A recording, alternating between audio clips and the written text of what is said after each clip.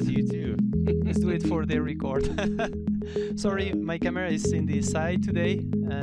Just I'll just look like this when I'm talking to you, so we can. yeah, we can put it like this. I need to look to my yeah, because it looks like I'm just facing the other direction to you. That's actually wrong. Sorry. It's all good. It's all good. I know your feet. You're talking to me. You're just talking to Yeah, me. you hear, but looks like anyway. Sorry. Um. So thank you for coming. I mean, it's the second time you come. You're the That's first right. one who come twice, and I All think right. it's great because we can continue the conversation we had in the first episode. But we have a lot of new stuff to talk this time, and this new stuff is called Ozone, and it's something that I've been having some sneak peeks there and there. Oh Follow yeah. you on the Twitter feed, and I think also on LinkedIn. I see some information and videos popping up.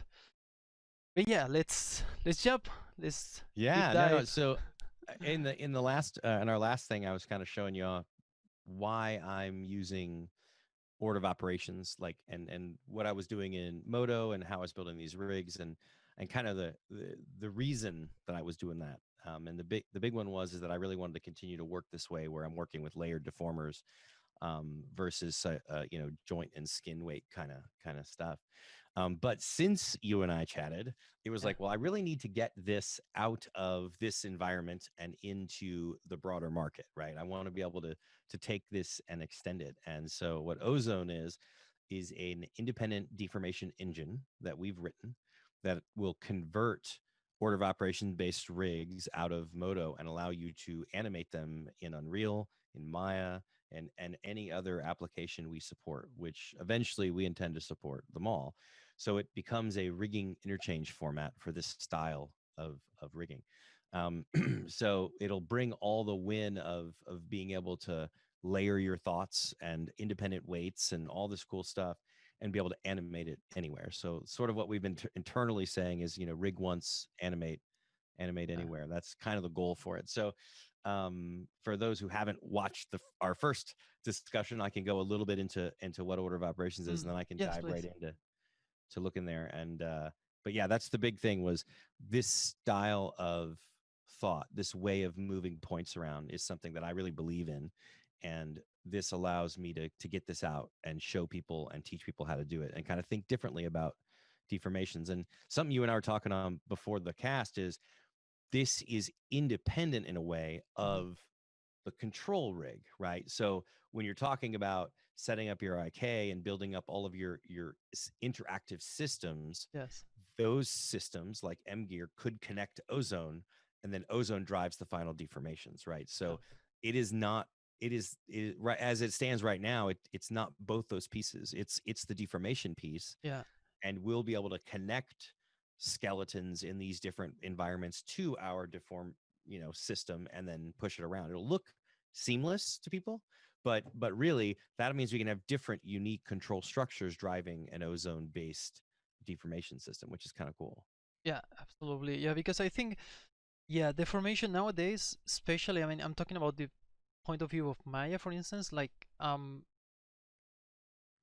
think it's crucial now to have more options in the formation because you have all the behavioral that it's I think it's really it's mature in terms of like you can have a really nice rigs really fast with all their little details, all the like IKFKs, Hmm. smooth, soft IK, whatever you imagine.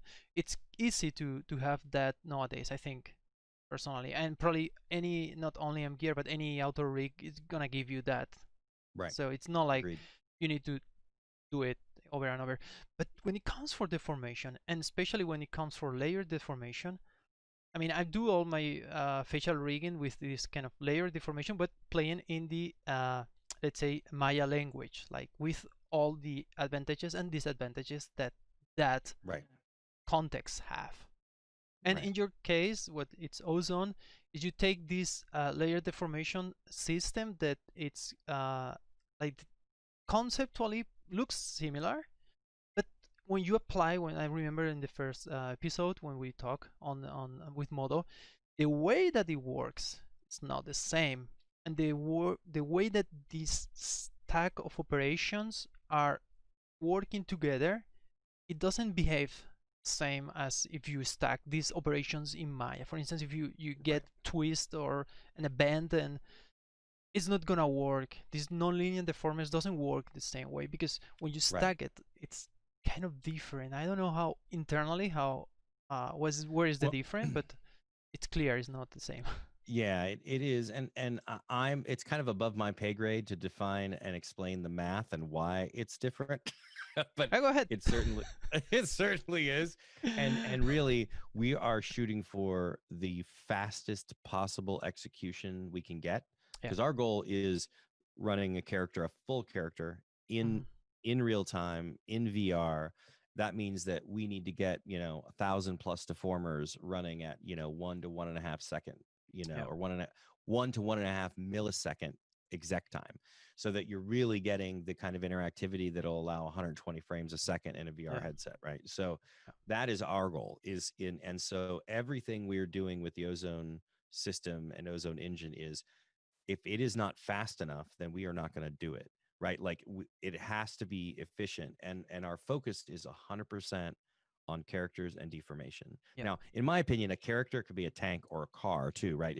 It's not limited to squishy Hmm. stuff. It's Yeah. it's rigged systems, really. It's an actor that you animate. So it's not just characters in our kind of traditional sense, but I want you to be able to build any rigged system, put it into Ozone, and it will run performant in Unreal or any other game engine in Maya, wherever, Yeah. so that you don't have this complexity and or speed problem in these other places. Because that's another thing. This what's nice about this, I'm compiling my rig into a single node basically. Yeah. So it comes down and it gets really efficient too to manage. Yeah. For the people is listening, and I think this is something that some people like, especially what I hear in like maybe gear forums or other social media.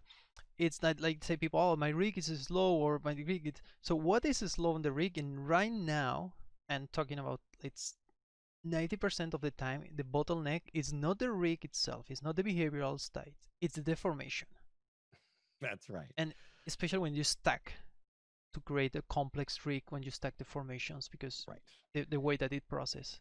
And it is my sincere hope that as Ozone matures, right now we're in alpha, so we've released our first alpha. You can grab the alpha if you're a KiteString subscriber, and hopefully every 2 to 4 weeks we'll be dropping a new alpha as we get forward. But the end goal Hmm. is to make a system that can seamlessly work with M gear. Like we literally can create a system that your control rig can plug into, and then your system drives my deformers. Like absolutely on our roadmap to make it easy for the auto rig community to be able to decide whether they want to connect it to an Ozone Mm. driven system or not.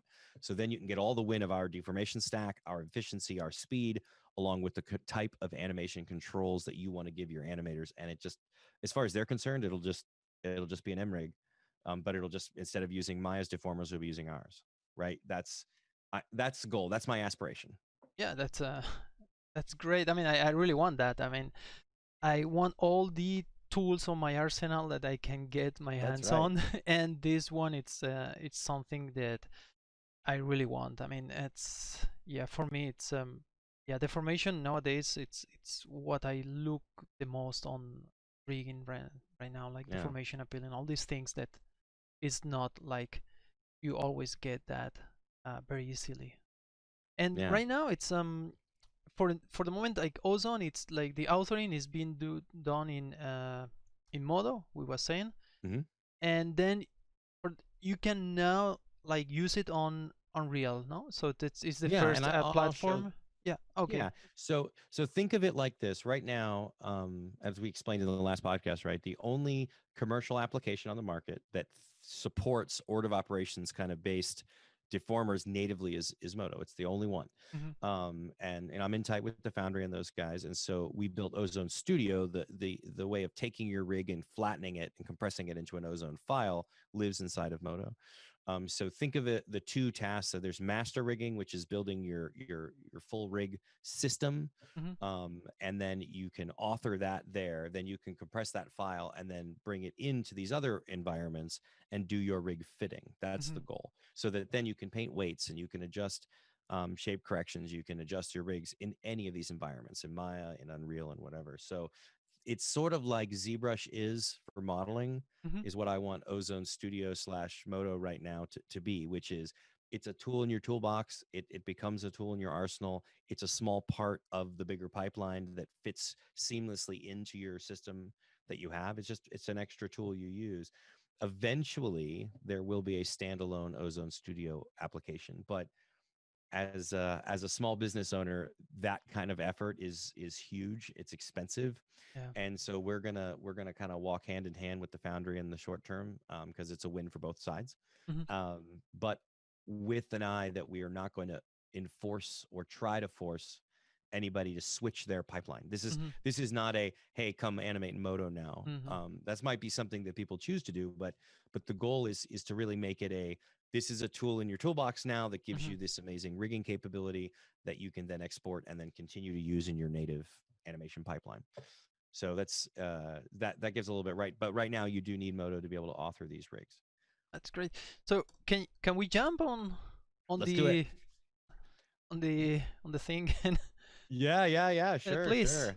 So can you So why share? don't we Okay. start with I'm going to Okay. show our very first prototype. So I'm the just gonna story move the um camera. so so check this out. So this is so the journey started with Rich left Pixar, wanted to create a new face rig using Mm-hmm. things that I've learned over the last 20 years, both at Rhythm and Hughes, at Pixar, and everywhere I was. I'm like, all right, I want to build a definitive face rig. I want to solve this problem differently. Turned into, gosh, I really would like to get this into games. I'd like to get this idea into Mm. games. I actually reached out to to people at Epic, and I was like, well, what do you think about order of operations? And the feedback I got was, nah, we're not really interested. Yeah. And I was like, okay. But then so I'm like, well, let me see if I can build a prototype myself. Let's see if, and not me personally, but with Storyland being our parent company and of Kitestring, like, hey, could you unlock some resources for me to try this out? What we're seeing here is the result of that, which is, and I'm using a game controller here, Oh, um, and this is a live order of operations based rig that I authored and we converted and loaded into Unreal. So what we're looking here is an Unreal game engine, and I'm actually pushing the character around and doing poses that's really using great. my face rig basically. So and this is a live deforming system, right? You also notice that it's got real-time subdivision surfaces too, which we will support in Ozone, That's in the great. full product. And just to clarify to some people maybe that's not that used to game engines and the limitations that you have on this like technology right now. It's like, for instance, if you rig in Maya, like, and you have like not the order of operations that you have in Modo, but you can stack like rigs, like layered rigs, and these layer rigs cannot be exported to the game engine. You only can have, like, let's say one layer, the first layer that comes with one blend shape node and one skin cluster node. I don't know. I think that's all. That's all the deformers that the format Yep. FVX supports to right now. So there's a huge limitation when it comes to create like a complex rig. So you need to do it like probably with a fax system with a ton of like combination blend shapes, things like that, or like a very complex joint structures with this very complex Right. skinning and combination with these blend shapes. But that's all. So your base where you build all this, it's very limited to that requirements. And I'm not talking about also other limitations like vertex, like max joint per vertex and things like that. Right. This what I'm showing here, and I'll zoom back out because this is zero joints. There's no joints in this face rig. There are no blend shapes as core movements. This is a deformer based, a layered deformer based face rig. And I think the wins of this are that you get, and I'm going to show this off, you get unbounded um, deformation ideas. You can layer these things and add broad effects Mhm. and not be limited by the joints island of effects, or like you said, number of joints in your scene. It frees you to do more with less, in my opinion. And to show that off here, when I move the jaw Mhm. with Zoe right now, you're seeing movement all the way up to the side of the head. Yeah. That's a single weight map and a single deformer. There are no joints in between it. It's one idea. So that means I can broaden that effect. Same thing when I start moving, the brows, right? That is a single deformation idea that I'm making sure that plays nicely with my jaw when I move it around, or um, my lids when they're blinking. So it's a different way of solving the deformation idea, and it's by its nature it's unbounded. It allows these big movements. So more of your face, more of your deformation system comes alive with far less work than in your traditional kind of system, right? and So and there's huge wins in this. and also it's not limited to like, let's say if you have this system right now and you want to put it in another character, even with it's not only Oh, I'll show you that. different, but it can support also like different topologies or things, or it's Yes. easier less than. So we'll get into that, right? There's the reusing the underlying rig Mhm. can fit to anything. It's not tied to a specific topology or geometry. You just have to flood the weight containers and Mhm. add weights in, and it'll all start working. But if you start with a standard mesh, you can literally transfer the rig one to one, Mm. refit, and get something animating in a second. Not a second, but quickly. Yeah. And then you can cut and adjust and whatever, and not lose any of your work. So and I'll show that off.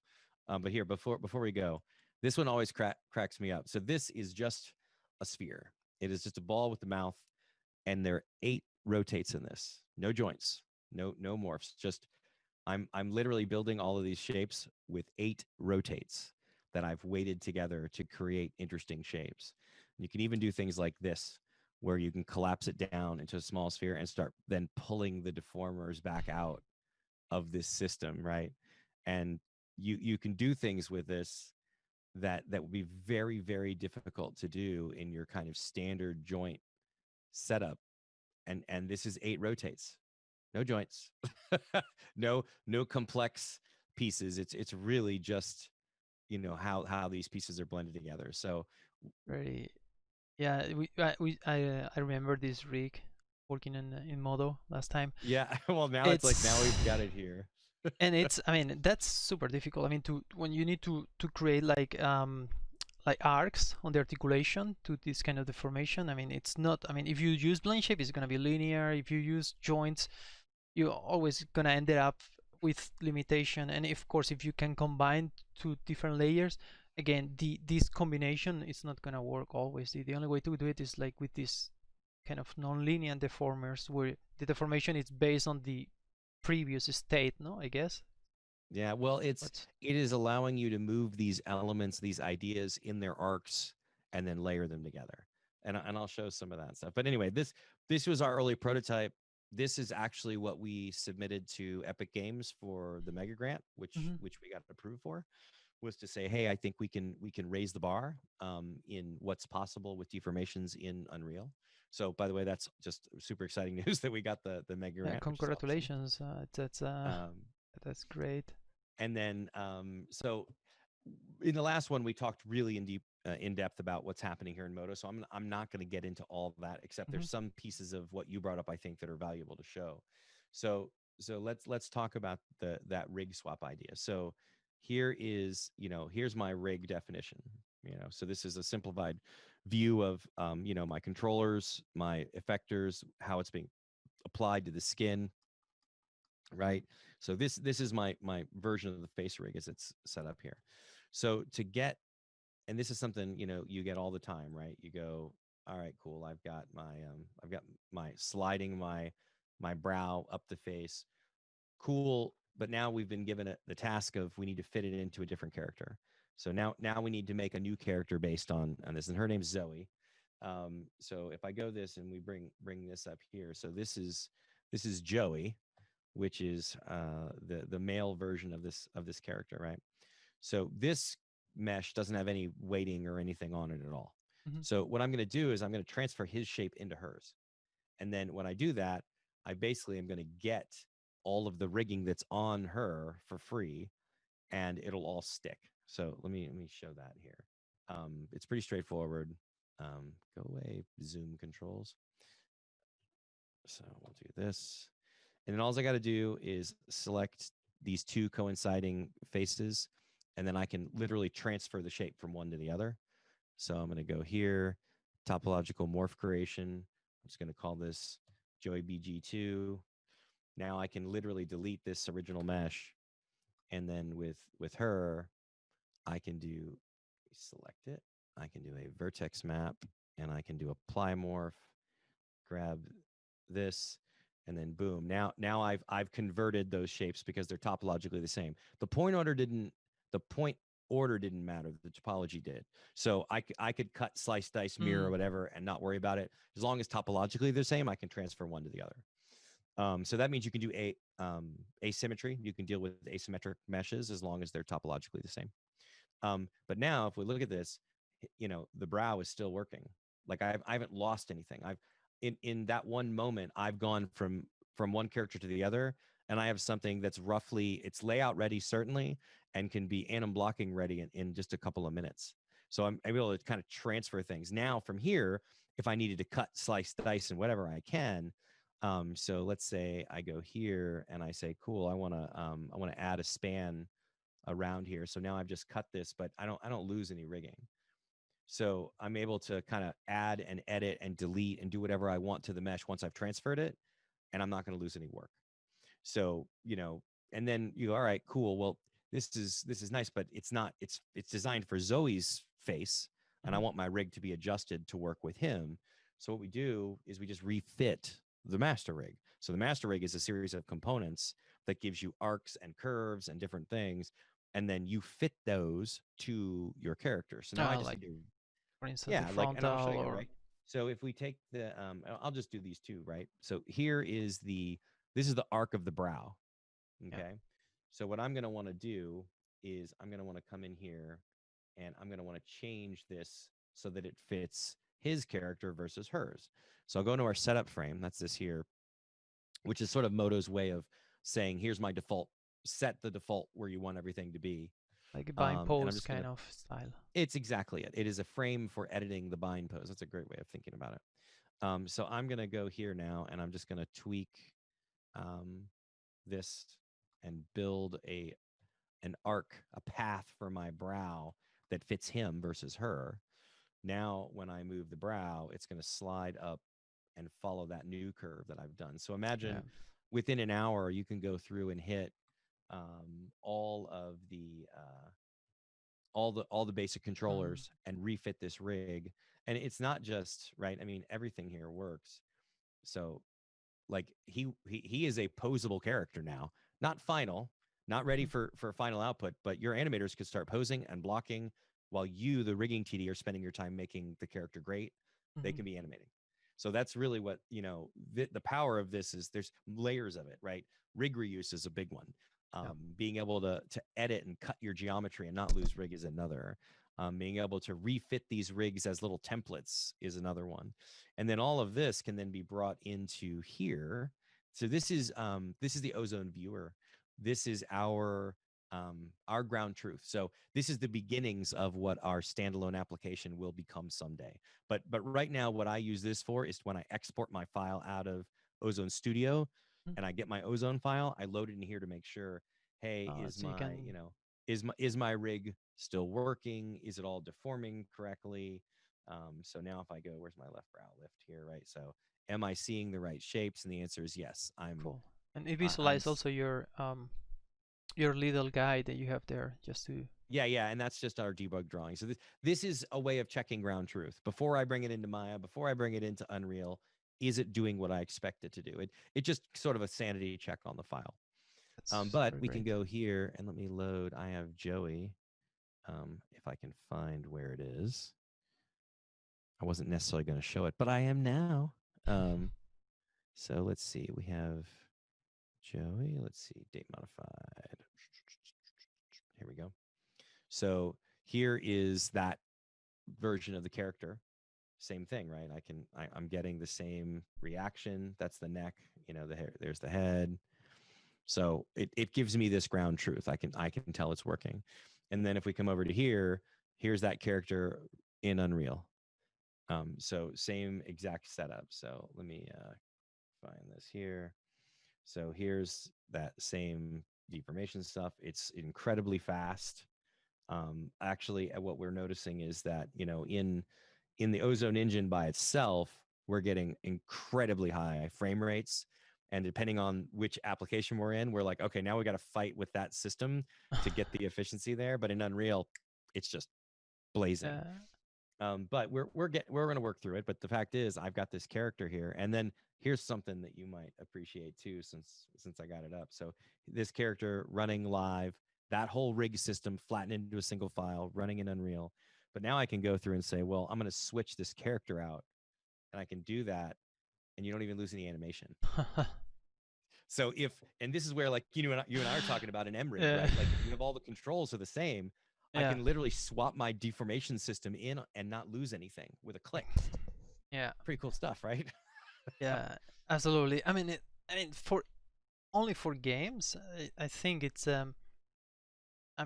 this can be like an in-game feature. Like if you have like an Oh, application that configure your character, and oh, I mean, dude. Well, this will work. I think is going to change even regular like all the people we're talking to now, companies that are interested in engaging with us and using Ozone.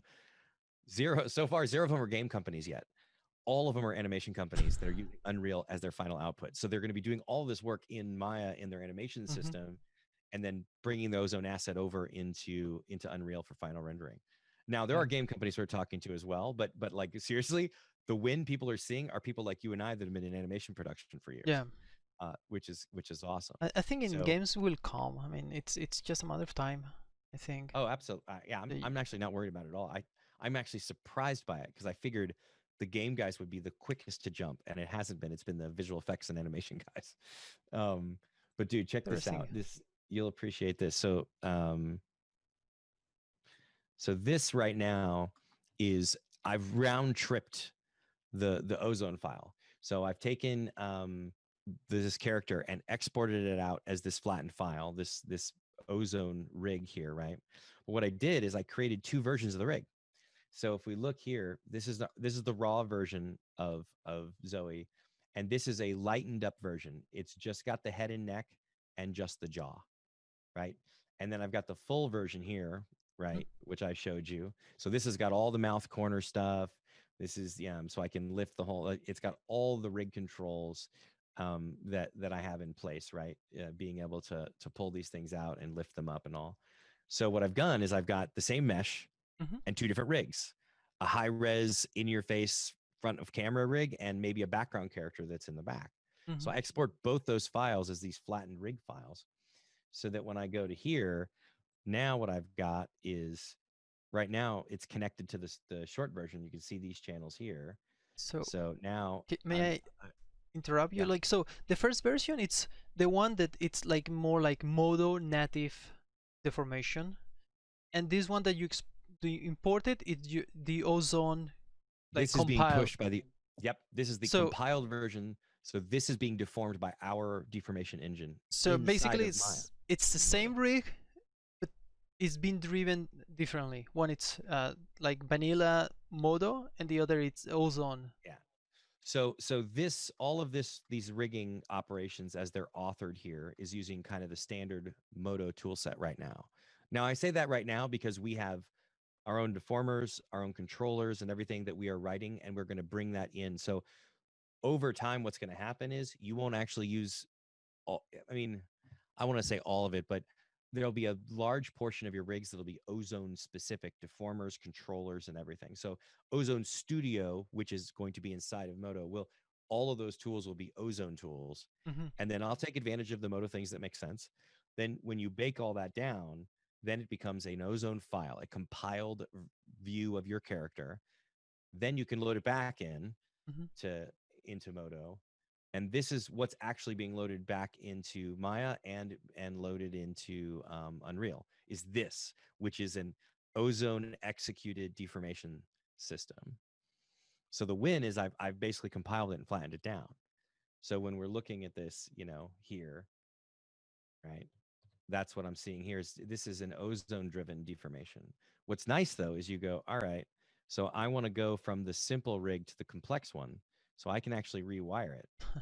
So now I can go in here and say, cool. Well, now I want to use the complex version of the rig, not the simple version of the rig. So now, where are we here? There's a lot more channels. Here we go. So now I'm getting the same control I had before, but I also now get all the other rig pieces. So I can, open my jaw. I can pull the mouth corner around. So here we can lift the mouth corner and I can slide it, right? So now I was able to do a rig swap in front of you in one click. Show me, so I can have LOD rigs. So we can have deformation LODs that you can swap Mm, on the fly, and yeah. that's going to be a win in Maya or in Unreal or any system. It's like you can literally swap out, how complex the deformation system is depending on what you need. But what you get is you get all the win of all that deformation stuff as a single file. So to your That's to really also that's show. really Go ahead. Go interesting. ahead. I'm trying to articulate some questions, but it's just like it's too So much dude, check right this now. out. Check this out too. I can duplicate this, right? And now I've got a second rig with a Uh, second rig system. So now this is, I was able to duplicate my rig like that. So now I can literally have any number. I've done this before. I've duplicated like 50 of these things in the scene, and they're all running at real time, 50 mm, frames a second. So being able to, duplicate this and put it wherever I want, right? And it doesn't change the speed of and now imagine this when you've got full characters and you can deform and take a full complex feature film quality hmm. rig and just easily duplicate it in your scene. That will be a manipulation and in playback. Oh yeah. Right. Yeah, it's super smooth. And Yeah. the way that probably like for instance, we have this, and you're using these sliders that you Hmm. call A-bars. I think it's the Yes, I'm using terms. So two the words I'm gonna use forever: avar, which is channel, yeah. and mung, Mm, which is moving values of channels. So if I'm munging a channel, I'm mungin. so I've decided I'm not going to change. I've This been is using those kind of words since. slang or I'm going to mungin. keep using that slang. That's good. But you can connect this. I probably like if some animators likes more like direct controls and things like that. That it's just simple like put in Absolutely. like some kind of proxy object or something that Yeah. So the way we're transforms. designing, and here I'm going to stop the share and then we'll come back, because it'll be easier, I think, for you and I to kind of show off. And actually, let me do this. There we go. Since I'm recording the screen there. So the way we're designing Ozone as a system is around this idea of what we're calling a harness. So we've done a lot of thinking about all of the production issues you get when you're Hmm. deploying characters in the real world, right? It's not just making a pretty deformation. A lot of the stuff I'm showing is the kind of candy you'd see on a stage when someone's trying to show off a project or a new thing, but it's really not the stuff. I mean, some of it is, but really, when you get into the weeds, the hard work of really getting these things to on screen and what you have to do, like we're trying to think about all those things. And so, we're these harnesses, the idea is we'll have an animation harness, which is where all of our animation controls live. We have a rig harness, Hmm. which is the input. Whoop, you went away. Yeah. Into the system. A data harness, which is where all of the mesh, the points, and whatever data you're going to manipulate. And then we have our eval engine. Hmm. So there's sort of four pieces that we're kind of identifying internally. But what that does for us is says, all right, cool. If I'm going to bring a skeleton in from M Gear, I need a way of converting that into my rig so that your system can drive the deformers. So Hmm. what we have is this idea of an adapter. So I will create an M Gear adapter that will then convert your output into the input that the rig harness needs, Hmm. and then it's bidirectional, so it'll feed that information back to the animation harness so it can see the channel values that's being driven and Hmm. whatever. And you could provide the anim harness in M Gear, like we work together to make sure it's compatible. And at that point, your harness drives into the adapter that drives into the rig harness, and boom, I can then swap the rig in and out. and lose none of the animation work. You can drive everything with locators or whatever kind of animation controls you Mm-hmm. want, as long as we're converting that channel data into data that I can read. And it's just standard Uh, floats, right? It's just channel data. So if we're looking at it, a matrix transformation, mm-hmm. we're exposing that as TXYZ, you know, rotation XYZ, and scale XYZ, and they're driving matrix driven deformations under the hood, but we expose them out as individual channels because with order of operations for in that particular case, like an elbow, right? I don't want the world rotation of that. I need the local rotation. So the adapter will take the rotation of that joint system, give me the local, you know, RXYZ and push it into our system so that it layers correctly. So, but that's a long answer, but the idea is we're designing this to be adaptable to other systems and that other people can fit into our system by building their own adapter. There's going to be a full API, so Mm-hmm. you can write things in Python, C++, whatever, and actually That's write your own deformers and adapters that will just fit and work with any yeah. Ozone system. Yeah, exactly. And that's the point. It's like once it's in Ozone, it's gonna be portable to different DCCs, and Absolutely. that's gonna And be king because yeah, nowadays tends to have many DCCs in one single pipeline. Is well, isn't it? Have you noticed? I have over the last 10 years, yeah. it's become progressively more and more acceptable to Mm-hmm. use several tools, specialty tools to solve a problem Yeah. in your pipeline. Yeah. Where Absolutely. you say, 10 years ago, it's like you wanted everything in the monolithic super app and you didn't want to go out of it. But now you have a ZBrush that does what it does better than Mm-hmm. anything Yes. else in the world. Yeah. You've got like a topo gun that does a really great job of that. Like you've got all these sort of specialty things Yes. that hook into your pipeline that allow you to say this does what it does better than anything. I want that. Yeah. And I feel like Ozone Studio is going to be that too. It's like here's a way of upgrading your deformation quality. So you use Ozone Studio slash Moto as a tool in your toolbox to create and author that piece. Then you squirt it into your main pipeline and do all of your work from there. So it's going to be something that fits in, and so it has to play nice. If you've got a control structure that you're using for your animation or for your rig tools, I have to be able to support converting those into driving Ozone stuff so that it plays nicely in your system, right? So we've thought about all that from the beginning. It's like we absolutely need to play nice and Yeah. make it where it just fits. Nowadays, like yeah, like I think animation is still like green animation is still Maya is the it's the industry standard, but like Yep. from I mean all that it's in front of the pipeline, like modeling, texturing, all these things. In terms of like I'm talking just about the asset work. It's yeah, it can be anything right now. Mm-hmm. Like ZBrush, Modo. We use all, even on the studio. Some of the modelers use Lightwave for modeling. Oh yeah, that's where I got my start. I actually got my start in old Lightwave 3.0 days. That means video toaster, Oh small wow, screen running 640 by 480 at wow! 30 I, hertz. I heard about that when sorry. So I yeah, and I'm sure you've done this too. Like I've rigged in all kinds of applications. I rigged in Lightwave, if you can call it that. In Moto, I've rigged in Maya, I've rigged in Voodoo, which is Mm, Rhythm and Hue's proprietary system, yeah, Geppetto and Presto out of Pixar. So I've kind of, and I feel it's like a gift. I've worked yeah, through different ways of solving this problem. I've been exposed to different ways of looking at rigging and shapes and articulation. And Ozone Studio is sort of now this expression of if I could build what I wanted, hmm what would I do?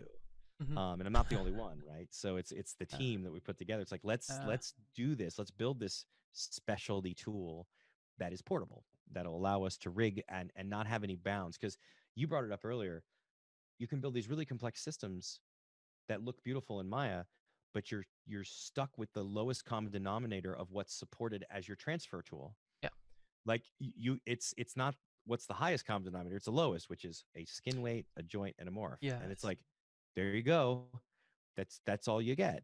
With yeah, Ozone now, you'll be able to build a complex system and take it all the way to the highest possible quality and see that directly relate in all these different yeah, apps. It'll allow you to build your rigs and use them interchangeably, which I yeah. think is incredibly Yeah, it's powerful. because, for instance, when we did at Marsa, we did this at the Gift. There was a short film that we did using Unity as a Hmm. rendering. At that time, was one of the first like linear animation that was rendered in a game engine. That's awesome. Congrats. And when we did with collaboration with Unity here in Japan, I mean, and we pipe everything through Alembic. That was the only way that we couldn't, I mean, could get all the nice cloth Right. simulation, all the facial quality, everything piped there. And in the I mean the Unity Alembic plugin was developed here in Japan when Yeah. at the same time. So imagine that you only need to send animation curves Yeah, from app to app to app. That's what Ozone's going to provide. You don't. yeah, There'll be no caching yeah, because the deformation is live and the same in all these apps. yeah. And for me, the big advantage of that, like if you move it like now and you have it on Unreal, and you render on Unreal, and you have a little retake, a little. I would like to. You go there and you polish there, and that Yep. I think this is gonna be and first steps, and I think Maya is gonna be there for many years, like Absolutely. doing the things that it does really well. And I mean, there is a lot of tools and know-how on the package, but I think this it's gonna make easier the pipelines where you have little by little, especially I think with Unreal and the control rig and your Ozone working together in the future is gonna be a really powerful combination to have like full-fledged rigs that you can do quite a lot there. So Oh probably yeah. you're gonna animate, move it there, and if you have to do something else, maybe you don't go back. Or I think it's gonna be more like, I don't know, bidirectional flow more than I agree with that. unidirectional. Yeah, And and it's just sort of it removes the restriction. You know, you can go through and author what you want and yeah, get and express that in these other places. yeah, And like you said, be able to then live edit them. So if you get a note or if you're in your final in the throes of your final shot and you need to just tweak the finger of a character, you don't have to re-export it a limbic cache. You just go in and make that animation change, you know. So yeah, and here, dude, check this out, just because I wanna tease. So here we are in your very familiar Maya. So here is that same character, and this. So to be clear, in Alpha 2, we intend to release the Maya plugin for Ozone. Um, right now in Alpha 1, it's not there, but this is uh, this is our same deformation system running live in Maya.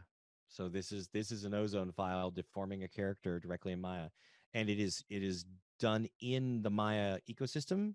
So like simulation, we've run SETI sims or Yeti sims on this. It all works. It's like this just becomes another deformation in your yeah, system. because it's inside. I mean, the geometry that you have here is like a deformation. It's like I remember with think it was Fabric Engine that they have also running um, like the formation that they did on Maya, but maybe I'm mistaken. I don't know if someone from Fabric or someone who used it more deeply can correct me, but it was kind of an overlay like on the viewport, so it really was not an inside the, I mean, the interface was on Maya, but the rendering was on kind of like something that was not rendered in Maya inside.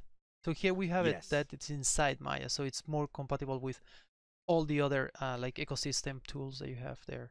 Yeah, this is a Maya deformation. And what it does is that the deformer calls the ozone engine resolves the deformation and then pushes back a world space for that point. So it's our deformation engine that's doing the work, but it's pushing it back into Maya natively. So everything about this, you can constrain locators to it.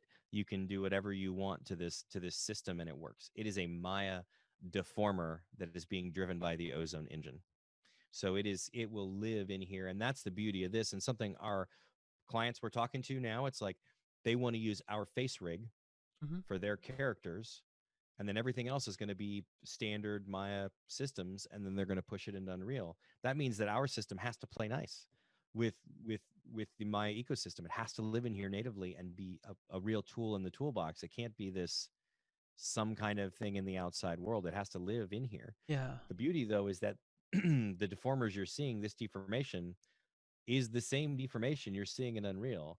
To your point, it's like, well, I need to make a change. All right, cool. I'm going to make a quick change. Cool, shot done. Hit render. We're finished. And then you can take the animation change as a, you can snapshot that, bring it back into here, and update your animation back in your animation Mm, pipeline. No limbic caches, live deformers. that's I mean, it's game changer for sure. That's It's super cool. And then you can do like this is a character because that's years of my wheelhouse. But dude, check this out. There's there's all kinds of other fun things this thing can do. And I'll just show them here. So like this is a tongue. Mhm. Not very complicated, right? But this is a series of bend deformers. So again, no joints and everything. Um, but check this out. It always cracks me up, right? So now we're able to do all these cool like non-linear deformation bits and do things like pull things through. While it's a little gross, maybe it it's allowing you to do stuff and do things that you just can't do it without super complex stuff. This is like 10 bend deformers and Mhm. and a couple of translates. That's it. So being able to to push these things through. I can change the width of the tongue, and it's all about you know because it's an order of operations based system. I'm just layering these ideas together. I'm just saying do this bend, then that bend, then do a translate. So bend after my translate, and if you do that, it makes it look like this grow is pushing through the bend spaces because the length is happening before the bends are, so it looks like it's just growing through the bends. So Um, I mean, you can see like we can do all kinds of crazy kind of non-traditional stuff with this too. It's not just here's the ribbon. This is one I've been showing off a lot. Um, so we can increase the radius here. Sorry, I'm not used to the transport controls in Unreal. I'm always pushing it the wrong way first. Um, let's do a roll up here, and then I can do a pull in, and then I can grow this. So now I've built this. Um, this is a I'm literally pushing this thing along a curve here, but I can increase the rolls. I can change the, let's see, where's the radius control, right? I can play around with this, but I mean, this is just a little deformation system, right? It starts off as a cube that I just stretch and do a bunch of stuff with. I'm just layering deformers, but I mean, imagine trying to build this kind of system traditionally. It'd yeah. be very, very hard to do. Yeah. And the this nature of layering deformers and layering ideas together, you can get really creative, and all this stuff can live on top of or before or after a normal face rig. So you could literally deform your character pushing through these kind of spaces and stuff. So anyway, I just thought you Yeah. might get a kick out of that. But it's I mean it's really powerful, and for me and something that it's key. It's like you can bring this to places that was before was not possible, like Unreal. Yeah. Yep.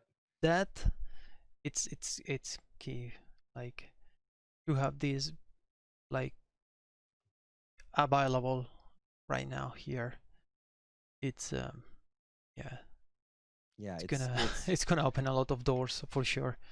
I'm really hoping so. And what I want is for the character TDs in the world, for us Hmm. to be unbounded, to be creative, to be able to really push things and take it all the way to that perfect place and then not have to compromise when I want to get it into a game.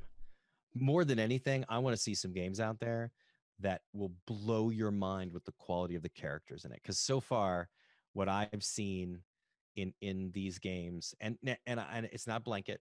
There, people have done amazing work. Please don't take this the wrong way, but I want to see the quality level higher. I want to, you see all these amazing lighting and shading and particles and effects and water, and then all of a Hmm. sudden you see the characters and they move their mouth, and you're just like, unless you're at the unless you're Ninja Theory and you're doing things with Yeah, Hellblade like 2 that just melts your brain, it's so good.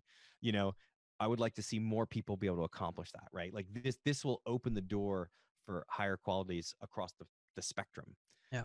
and non-realistic.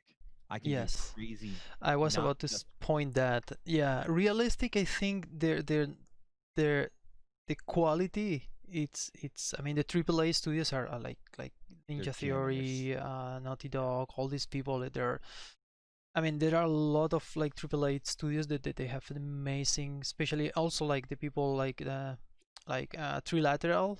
They are now Oh my part of gosh. Epic Games and Yeah, Snappers. They're I mean they're killing it. I mean these two so beautiful. studios they're amazing what they do. I mean it's I cannot imagine how much work is to do one of these. But in terms of like more like cartoony, non like realistic or more stylized, Yep.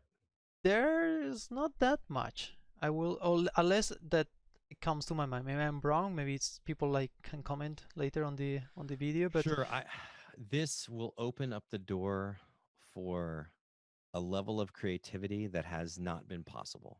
yeah. You'll be able to do things in different ways. Is it a perfect solution? No, nothing's perfect. But you'll be able to do things differently. You'll be able to push things in Mhm. other ways that you haven't been able to before. And I am excited to see what people come up with because there's just some neat stuff you can do. I have a question, and on Sure. the ozone technology, it's to to make the authoring like in in the future will be possible to make this like a runtime for games. Like It let's is say right now. it is like you can like put the ozone not on Unreal but on the output of Unreal, like in a interactive application that can be used for something else, like for teaching, like for instance, uh, facial How, animations. You how, have a how, yeah, how about I mean, see now you're teasing me to tell you things that we're planning. So imagine, if you will, yeah, that you had a character with a rig, mm, and you could export that out and put it onto your iPad, and you're on the train going to work as a rigging TD, and you'd be able to paint weights, sculpts, and do all that with a stylus on your iPad. Imagine that world, because it's a world that you're going to get to see someday. So that you're going to be able to literally author characters in real time on your mobile device. yeah. And so the answer to your question is yes. You The can animate ability to shots. well, dude, well, yeah. I mean, for me, I think about just the rigging TDs, right? That's where my wheelhouse is. Just being able to like paint weights and adjust things, and adjust controllers, and like literally do the fitting Yeah, work, the art of rigging, doing yeah, that on an iPad or any other device. yeah. And Yeah, it looks Ozone is so interesting, but fast. yeah, maybe. Sorry, go ahead. Yeah, well, I don't. I mean, now with all the COVID and all this new world Not much situation, training. I get it. no much train, but yeah, I have a good almost 1 hour of like commute every day, Yeah. so two Yeah. So, hours.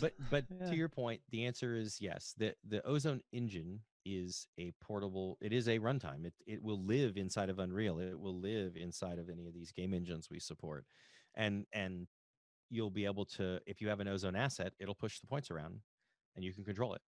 So there's no reason we can't have a front end that a toolbox for teachers. Because Brian Tyndall and I have been talking, Hmm. and doing a. He is very interested in creating a muscle driven, and I don't mean muscles like a muscle deformer, but muscle thought, using this style of rigging to build a face rig that pulls points and things around based on the actual physical aspects of your face. Hmm. So imagine the same kind of Interesting. rig I built. My rig is a cartoon character rig, but I'm going to help work with him and build a natural physical based rig that's using this same tech. And he wants to do a whole training course on that and be able to create photoreal characters using order of operations based deformers. Very interesting. It's kind Yeah, of he's. uh, I'm like, go for it, buddy. I'll help you. yeah, So it's really exciting stuff. But then imagine you could have a mannequin app as a teaching tool, yeah. where you This could is watch the what I muscles was. move. A teacher could talk about shapes and shape languages, and you'd have a live deforming maquette that you'd be able to then strip things down, turn things on and off. I mean, we were talking about doing that. So we have an interactive teaching tool for people that want to learn how to rig and think about shapes in shapes and motion. Yeah, also like animation. I mean, probably can be like an animation tool. Like you can Hmm. animate on your iPad on the go. Yeah, it's Uh, gonna be fun. yeah, unless yeah, Unless what? unless you overwork all the time, you go Yeah. work, work, work, work, Like, work, what am I and missing? you go to the park, work, work, work. No escape Uh, unless you overwork. But yeah. yeah, I Okay, think one last thing, just so everybody yeah. knows, if you go, currently, let me log this out so you guys can see what it looks like unlogged in. So currently, Ozone is in alpha. So if people want to get the software and test it and try it and play around with it, you can. If you go to Kitestring Online, you'll see that we've got the Ozone stuff here. And it is if you have a Kitestring subscription, which gives you all the training and everything and all the rigs and all that stuff that I've shown is all part of that. You can also download Ozone and test it. In the next alpha, we'll have the Maya plugin. So right now, it's just what's in Modo and in Unreal. But within a couple of weeks, we'll have that. So if anybody's interested in testing it out and trying it, that's how you do it. You go to kitestringonline.com, and then just you know subscribe. And once you do, then you'll get the thing. I can log in. I can show you what it looks like. So once you've subscribed, you just go uh, to your products. Hold on, click here, and then you can download the Ozone file. We've got a Discord channel for people who are interested in chatting. And then when you do this, it'll create a key for you, and then you can download all the plugins and assets. So all the sample files I've shown you all are part of that download, so people can load and look at them and whatever. So just in case anybody was interested in getting their hands on it, it is alpha, so that means that Hmm. it is buggy, things don't work right, you know. More But fun. what we're doing is, and this is anybody that comes in now and comes in and subscribes to Kitestring and gets Ozone will be grandfathered into that price when we release the real product. And the goal is by beginning of the year to release the 1.0 full version. So when Ozone Studio becomes a full product and we sell it, it'll be for more money. Anybody that comes in now will get it at this kind of introductory price. So sort of like give you guys a nice big discount, help give me input, break it, show me what needs to be fixed, all that stuff. So I, anyway, just for everybody to see. yeah, I will add all the links to the video description, so the people who's interested just can click and go directly to that. Oh, But cool. yeah, it's I mean, man, I it's the same. I think last time I had the same feeling. Like I want to make so many questions and I don't know where to start.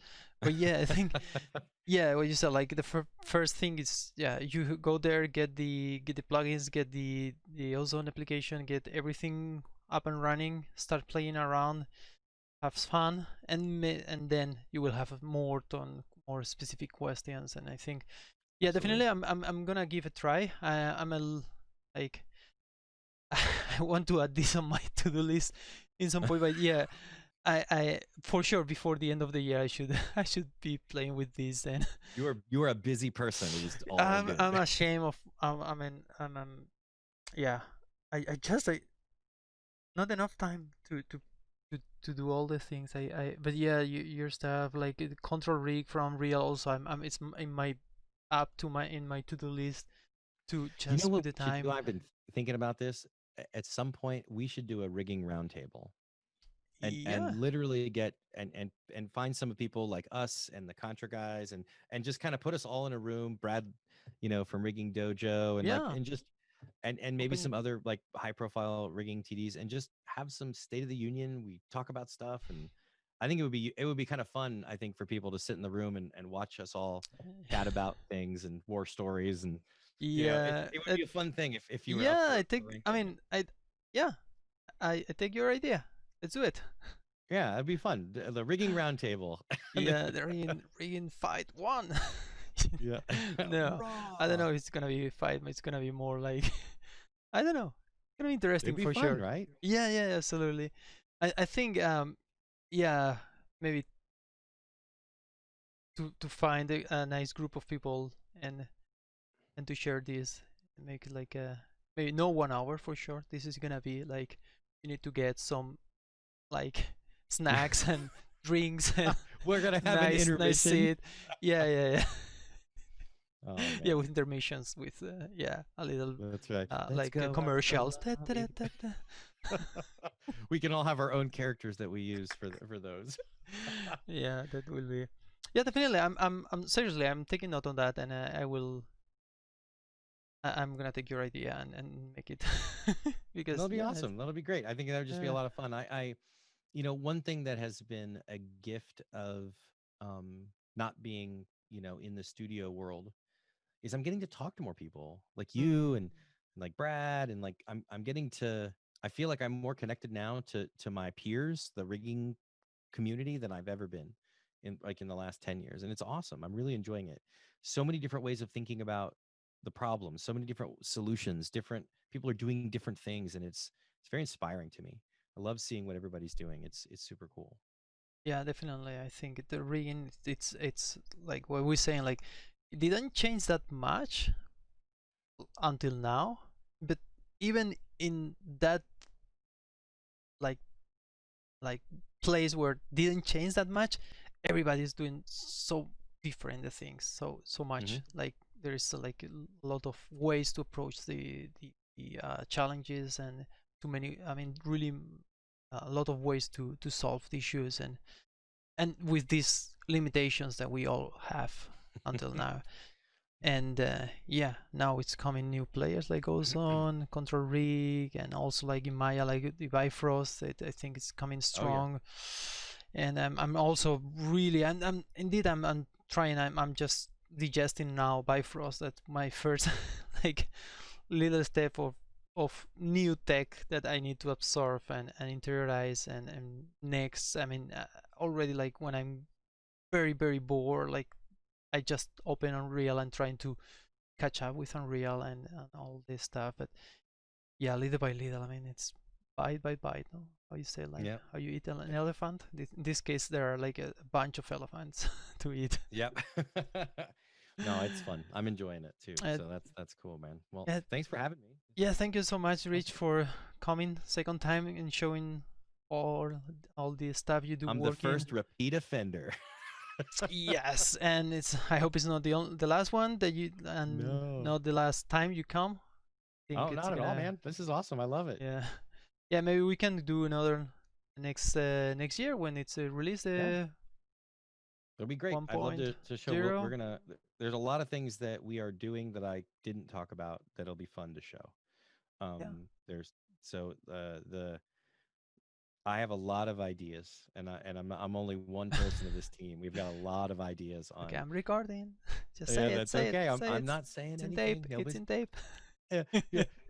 The how can we, and our goal is to create the best possible rigging environment that has ever been built. That's our goal. Well, if we get there, we'll see. But that's our aspiration. I'm pretty sure. I mean, it's gonna be the first. Maybe you will in the future make it better, but at the time coming will be the best for Yeah, sure. I'm gonna try, man. I'm just that's our goal. It's not to just make something that's good. We want to make it definitively the best, and that takes a ton of work. So we got a lot of work, but Uh, that's what we want to do. I believe you. Well, thank you so much, Sure, and see you around on the absolutely. social. Bye. Bye.